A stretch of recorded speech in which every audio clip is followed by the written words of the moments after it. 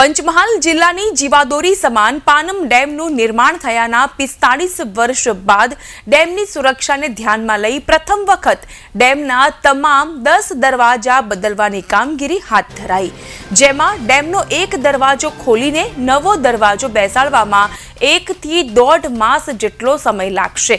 પાનમ યોજનાના યાંત્રિક વિભાગ દ્વારા 6 કરોડથી વધુનો ખર્ચ કરીને 14.93 મીટર પહોળાઈ અને 11.28 મીટર ઊંચાઈ ધરાવતા ડેમના 10 જૂના રેડિયલ દરવાજા બદલી નવા દરવાજા બેસાડવાની કામગીરી શરૂ કરવામાં આવી છે।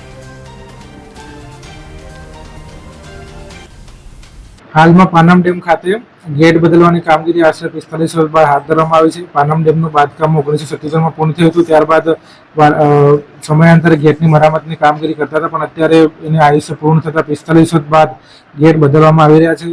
ગેટની એક સાઇઝ કુલ 49 ફૂટ બાય 37 ફૂટ જેટલી છે।